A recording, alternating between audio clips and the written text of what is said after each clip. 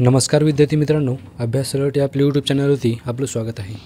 तर विद्यार्थी मित्रांनो, आज आपण पाहणार आहोत 31 ऑक्टोबर 2025च्या चालू घडामोडी।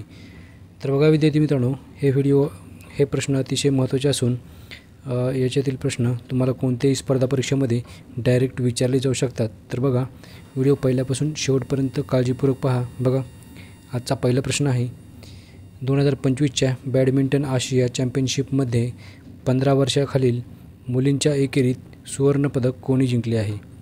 बघा, महत्त्वाचा प्रश्न आहे विद्यार्थी मित्रांनो।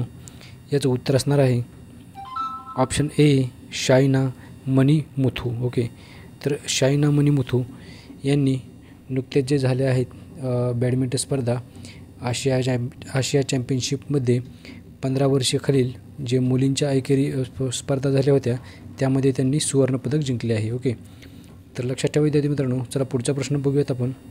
तर पुढचा प्रश्न बघण्याआधी थोडक्यात माहिती पाहूयात याबद्दल।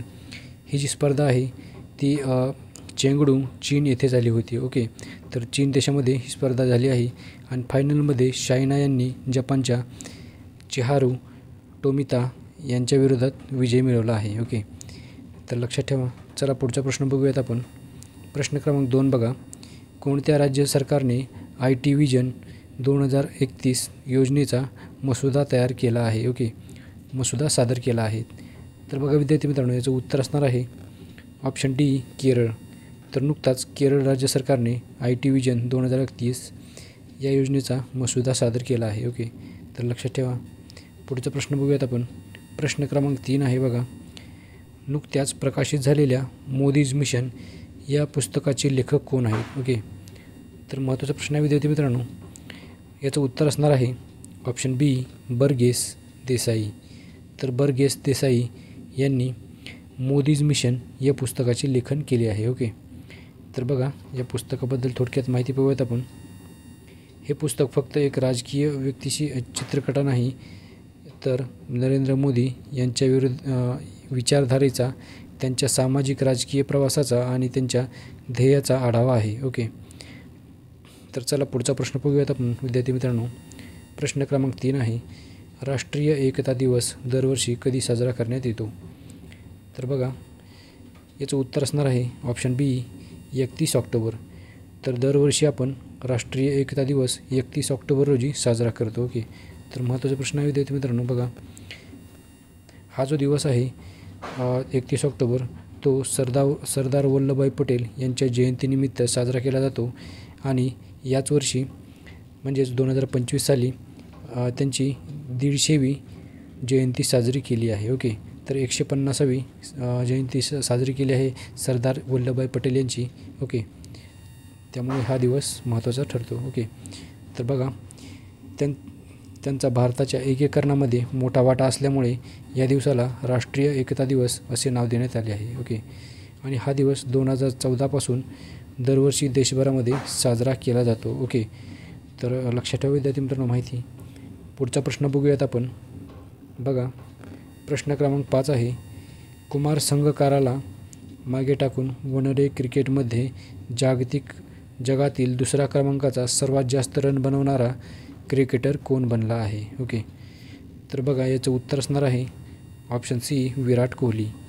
तर विराट कोहली कुमार संगकाराला मागे टाकून वन डे क्रिकेटमध्ये जगातील दुसऱ्या क्रमांकाचा सर्वात जास्त रन बनवणारा क्रिकेटर बनला आहे। ओके, महत्त्वाचा प्रश्न आहे विद्यार्थी मित्रांनो। बघा, चला पुढचा प्रश्न बघूयात आपण। प्रश्न क्रमांक 6 आहे बघा, अंडर-23 जागतिक कुस्ती चॅम्पियनशिप 2025 ची अंतिम पदक तालिकामध्ये भारत कितव्या स्थानी आहे?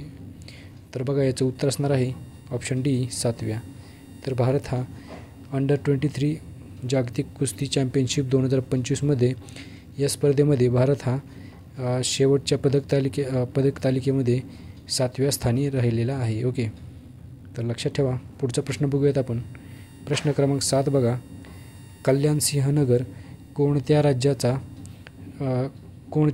76वा जिल्हा बनला आहे? ओके, तर बघा, याचं उत्तर असणार आहे ऑप्शन सी, उत्तर प्रदेश।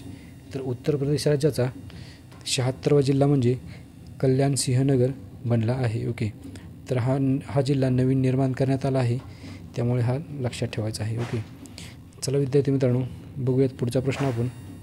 प्रश्न क्रमांक 8 बघा.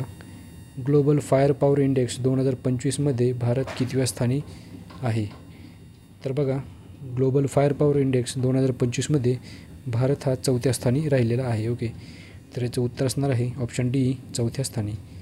तर पहिल्या क्रमांकावर आहे अमेरिका, दुसऱ्या क्रमांकावर आहे रशिया आणि तिसऱ्या क्रमांकावर आहे चीन. आणि भारताचे यामध्ये स्थान आहे 4. ओके, तर विद्यार्थी मित्रांनो लक्षात ठेवा, महत्त्वाचा प्रश्न आहे. ओके, अत्यंत महत्त्वाचा प्रश्न आहे. बघा, पुढचा प्रश्न बघूयात आपण. प्रश्न क्रमांक 9 आहे.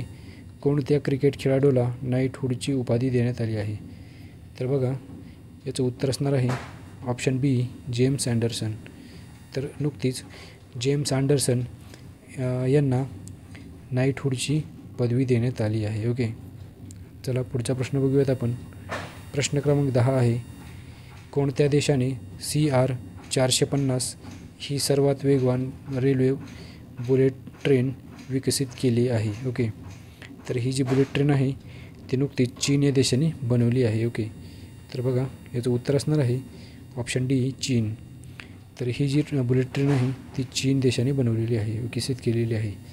तर बघा, ही जी ट्रेन आहे ती China state railway group corporation limited okay आणि संबंधित तंत्र उद्योगाद्वारे विकसित केली गेली आहे. ओके, आणि बघा, या बुलेट ट्रेनचा 450 किलोमीटर प्रति तास असा वेग गाठलेला आहे चाचणीमध्ये. ओके, नुकतीच याची चाचणी घेण्यात आली होती आणि या चाचणीमध्ये 450 किलोमीटर प्रति तास असा स्पीड त्यांनी गाठलेला आहे. ओके, तर महत्त्वाचा प्रश्न आहे विद्यार्थी मित्रांनो.